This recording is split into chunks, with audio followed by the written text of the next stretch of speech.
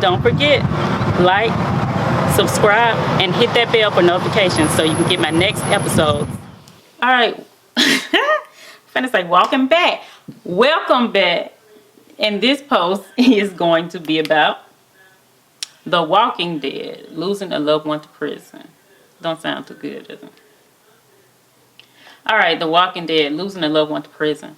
As I mentioned in the article, you have a collect call from Viv at the county jail. Remember, y'all can catch that one video before. I experienced so many different emotions. One minute I would be okay with the situation. Oh, God.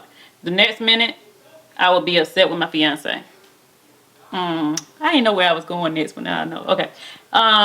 Yeah. So I would try to remain on the half of my kids, but it was difficult at times. After being settled, of course, there were songs or items left behind that reminded me of him.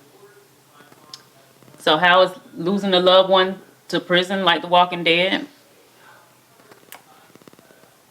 I often would pass boxes of stuff from the house that had been packed up and reminded me of the good and bad times we shared.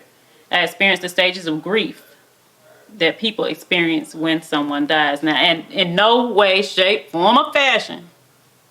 So I don't want to, no way, shape, form, or fashion.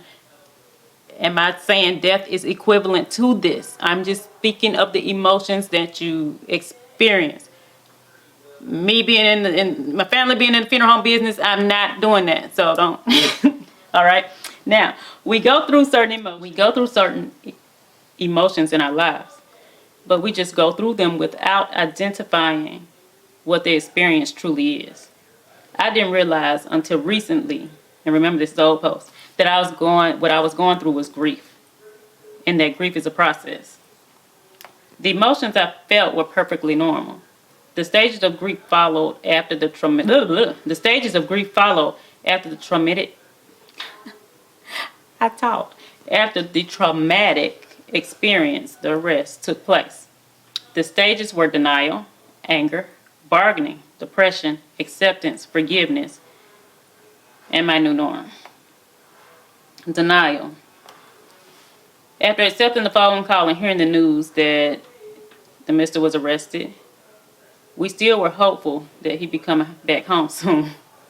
Straight denial. Even after sitting in the courtroom hearing the judge give a sentence of almost life, we still believed something would happen. But it was the fear of the unknown, not knowing what to expect for this new lifestyle that was about to take place immediately. The fear of not knowing if we'd stay together or part ways. The fear of prison life itself. The fear of the kids not having their father. Denial takes place as a result of blocking out traumatic events that are too painful to deal with. Anger.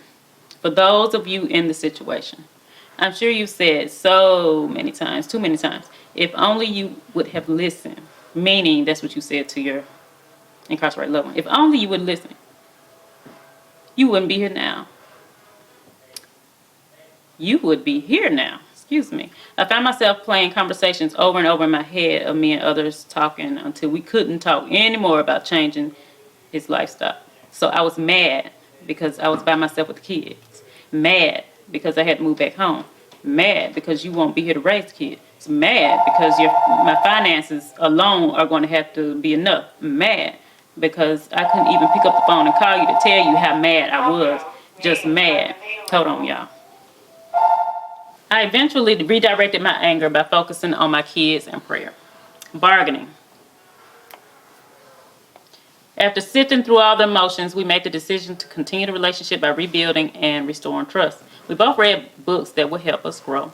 Talked about books and attempted to communicate using tools we learned from premarital counseling before incarceration.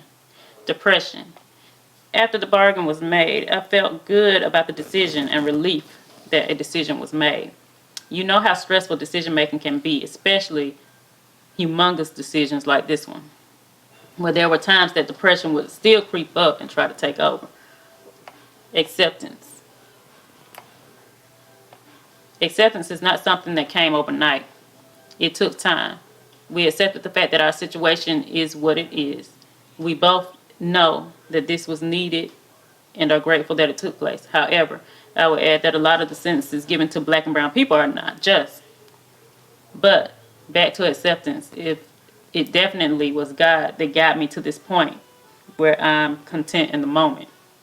That doesn't mean I don't have my days, but I know how to pick myself up from those low places, and I pick myself up with God's help before I go too low.